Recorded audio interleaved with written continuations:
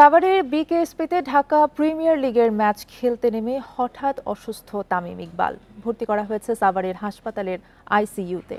বুকে ব্যথার কারণে তাকে বিকেএসপির পাশের ফজিলাতুন্নেসা হাসপাতালে নেওয়া হয়েছে বলে জানিয়েছে বিসিবির মেডিকেল বিভাগ। তাকে আইসিইউতে রাখা হয়েছে। এনজিওগ্রামে ব্লক ধরা পড়েছে। তামিমের দল মোহামেডানের ম্যানেজার তরিকুল ইসলাম জানান, তামিমকে ঢাকায় আনার সিদ্ধান্ত হলেও হেলিকপ্টারে নেয়ার মতো অবস্থার উন্নতি না হয় তাকে ফজিলাতুন্নেসা হাসপাতালেই চিকিৎসা দেওয়া হচ্ছে। বিকেএসপির ৩ নম্বর মাঠে মোহামেডানের হয়ে শাহিনপুকুরের বিপক্ষে খেলতে নেমেছিলেন তামিম। টসের পর হঠাৎ বুকে ব্যথা অনুভব করায় তামিমকে বিকেএসপিতেই প্রাথমিক চিকিৎসা দেওয়া হয়। অবস্থা ভালো না হয় নেওয়া হয় হাসপাতালে।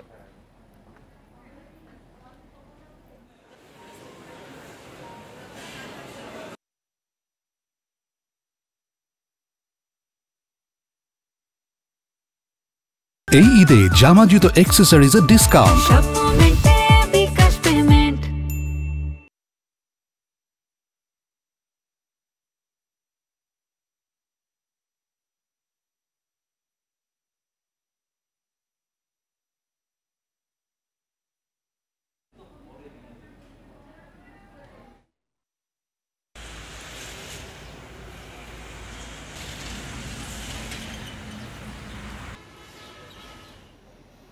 এ বিষয়ে আলোচনা করতে স্টুডিওতে আমাদের সাথে আছেন ক্রীড়া সম্পাদক রাকিবুল হাসান। আপনাকে স্বাগত ইন্ডিপেন্ডেন্ট সংবাদে। যেমনটা আসলে আমরা বলছিলাম আমাদের রিপোর্টে যে তামিম ইকবাল হঠাৎই খেলতে গিয়ে বুকে ব্যথা অনুভব করায় বর্তমানে কিন্তু সাভারের ফজিলাতুন্নেসা হাসপাতালে আইসিইউতে চিকিৎসাধীন রয়েছে। পরবর্তী অবস্থা নিয়ে জানতে চাইব যে বিকেএসপির পক্ষ থেকে আসলে এই বিষয়ে আর কিছু জানানো হয়েছে কিনা। দেখেন, প্রথম হচ্ছে সকালে তিনি যখন টস করলেন, প্রিমিয়ার লিগের খেলা চলছিল, তিনি মোহামেডানের অধিনায়ক, টস করার পরে তিনি একটু ব্যথা অনুভব করেন এবং তারপরে একটা প্রাথমিক চিকিৎসা দেওয়া হয়, কিন্তু সেই চিকিৎসাতেও যথেষ্ট ছিল না। তিনি এক পর্যায়ে মাথা ঘুরে পড়ে যান। এরকম একটা প্রথমে বুকে ব্যথা অনুভব করছিলেন, পরে মাথা ঘুরে পড়ে যান।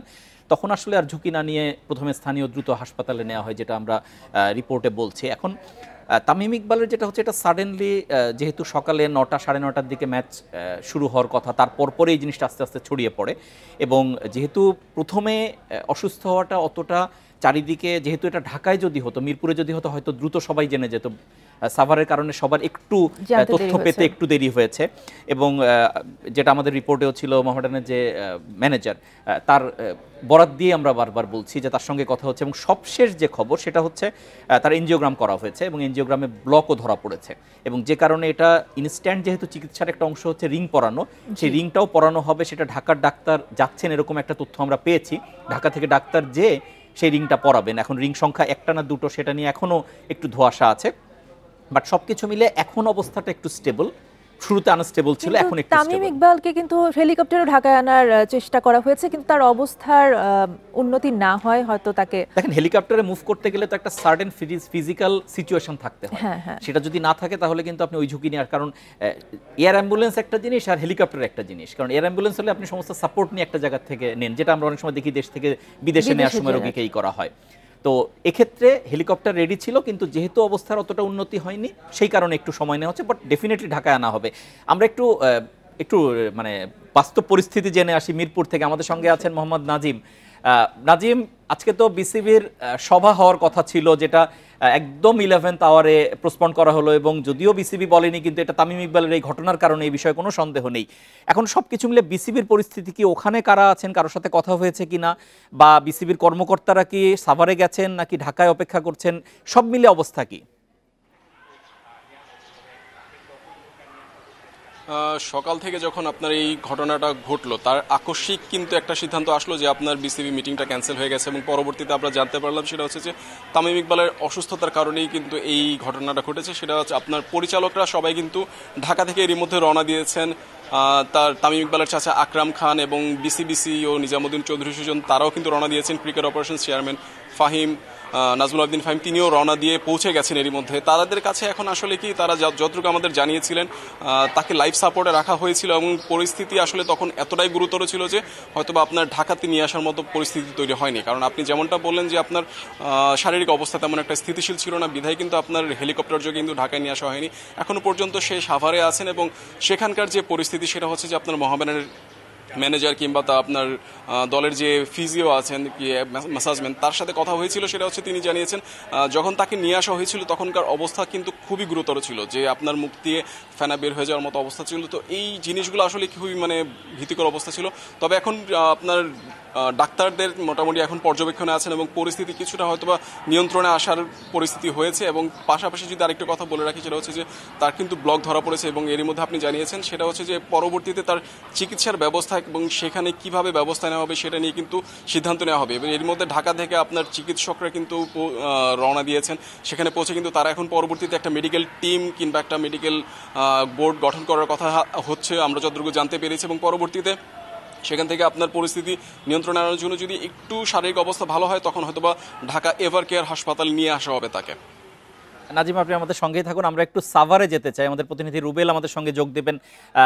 আপনি তো হাসপাতালের সামনেই আছেন, এর আগের বুলেটিনেও আপনি আমাদেরকে জানাচ্ছিলেন আপডেট। এইটুকু সময়ের মধ্যে আর কি কোনো ডেভেলপমেন্ট হয়েছে তামিমের এই স্বাস্থ্যগত বিষয়ে?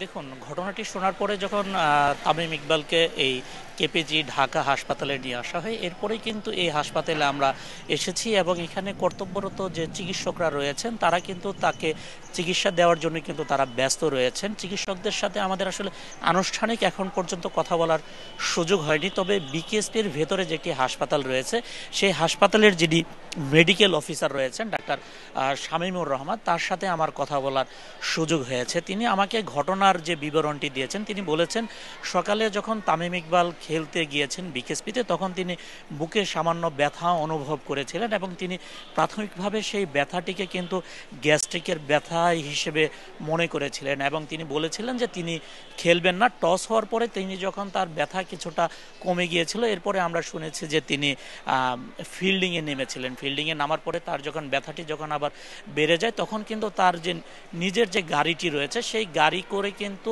এই বিকেএসপির খুব কাছাকাছি, বিকেএসপি থেকে 1 থেকে 1.5 কিলোমিটারের মধ্যেই হচ্ছে এই কেপিজি ঢাকা হাসপাতালটির অবস্থান। এখানে কিন্তু তাকে জরুরি বিভাগে নিয়ে আসা হয় এবং এখানে আনার পরে কিন্তু তাকে প্রাথমিক চিকিৎসা দেওয়া হয় এবং তখন কিন্তু তামিম ইকবাল বা সংশ্লিষ্ট যারা রয়েছে তাকে কিন্তু উন্নত চিকিৎসার জন্য ঢাকার যে এভার কেয়ার হাসপাতাল রয়েছে সেখানে নেওয়ার একটি সিদ্ধান্ত হয় এবং সেই সিদ্ধান্ত অনুযায়ী আমরা যতটুকু জানতে পেরেছি বিকেএসপিতে একটি হেলিকপ্টারও নিয়ে আসা হয়েছিল। তাকে হেলিকপ্টার যোগে বিকেএসপি থেকে ঢাকার এভার কেয়ার হাসপাতালে নেওয়ার একটি প্রস্তুতি চলছিল। হেলিকপ্টারটি যখন বিকেএসপিতে পৌঁছায় তখন কিন্তু এই কেপিজি ঢাকা হসপিটাল থেকে তামিম ইকবালকে পুনরায় কিন্তু বিকেএসপির উদ্দেশ্যে যখন নিয়ে যাওয়া হচ্ছিল তখন কিন্তু তার শারীরিক অবস্থা খুবই অবনতি হয় এবং তখন কিন্তু এখানকার তাকে পুনরায় এই কেপিজি হাসপাতালে নিয়ে আসা হয় এবং তার স্ট্রোক করার কারণে আমরা যতটুকু বিকেএসপির যিনি মেডিকেল অফিসার রয়েছেন ডাক্তার শামীমুর রহমান তিনি আমাদেরকে জানিয়েছেন তাকে প্রায় 15 থেকে 20 মিনিট সিপিআর দেওয়া হয়েছিল, কারণ তিনি জ্ঞান হারিয়ে ফেলেছিলেন। সিপিআর দেওয়ার পরে যখন তার জ্ঞান কিছুটা ফিরে আসে এরপরে কিন্তু এই কেপিজি ঢাকা হাসপাতালের যে কার্ডিওলজি ডিপার্টমেন্টের যে কার্ডিয়াক ডিপার্টমেন্ট রয়েছে, যে কার্ডিয়াক ক্যাথেরাইজেশন ল্যাব, তাকে কিন্তু সেখানে নিয়ে চিকিৎসা দেওয়া হচ্ছে এবং আমরা এই হাসপাতাল এবং বিকেএসপির যিনি মেডিকেল অফিসার রয়েছেন শামীমুর রহমান তার সাথে কথা বলে জানতে পেরেছি তার হার্টে ব্লক রয়েছে, একটি ব্লক। আপনার কাছে আরেকটা বিষয় একটু জানা দরকার, সেটা হচ্ছে তামিমের পরিবার কিংবা ক্রিকেট বোর্ডের কেউ, আমরা জেনেছি যে তারা সবাই রওনা দিয়েছেন, হাসপাতালে পৌঁছে গেছেন, তাদের কারোর সঙ্গে দেখা হয়েছে কিনা বা সেই বিষয়টা কি কেমন দেখছেন? সাথে সমর্থকরা, তামিমের তো ব্যাপক সমর্থক আছে বাংলাদেশে, তাদের উপস্থিতি দেখছেন কিনা?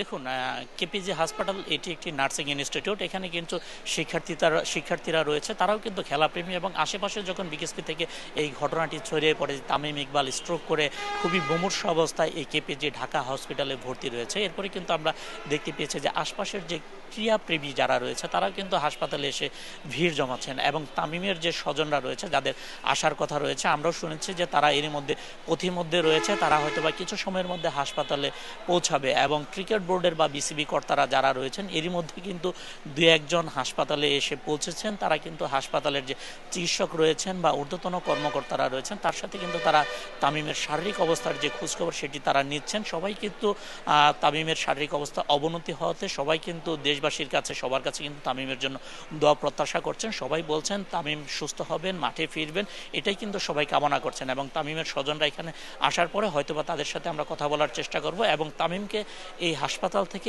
এই মুহূর্তে অ্যাম্বুলেন্স যুগে বা হেলিকপ্টার যুগে অন্য কোনো হাসপাতালে নেওয়ার সুযোগ নেই। চিকিৎসকরা আমাদেরকে জানিয়েছেন তাকে যদি অন্য কোথাও উন্নত চিকিৎসার জন্য নেওয়া হয় সেক্ষেত্রে কিন্তু এয়ার অ্যাম্বুলেন্স বা এয়ার হেলিকপ্টার যেগুলো রয়েছে সেই বিশেষায়িত অ্যাম্বুলেন্স বা হেলিকপ্টার ছাড়া তাকে অন্য কোথাও নেওয়া যাবে না বলে চিকিৎসকরা কিন্তু আমাদেরকে প্রাথমিকভাবে আমাদেরকে জানিয়ে দিয়েছেন। এবং এই ঘটনায় এখন পর্যন্ত আমরা যে হসপিটালটিতে আছি গাজীপুরের তেতুইবাড়িতে কেপিজি ঢাকা হাসপাতালের পক্ষ থেকে আমরা আনুষ্ঠানিকভাবে কোনো ধরনের আনুষ্ঠানিক কোনো ব্রিফ পাইনি বা ক্রিকেট বোর্ড বা স্বজনরা যারা রয়েছেন তাদের সাথে কথা বলার সুযোগ হয়নি। হয়তো বা কিছু সময় পরে আমরা সবার সাথে আনুষ্ঠানিকভাবে কথা বলে তামিমের শারীরিক অবস্থার সর্বশেষ কি অবস্থাটি রয়েছে সেটি হয়তো বা আপনার মাধ্যমে দর্শকদের জানাতে সক্ষম হব।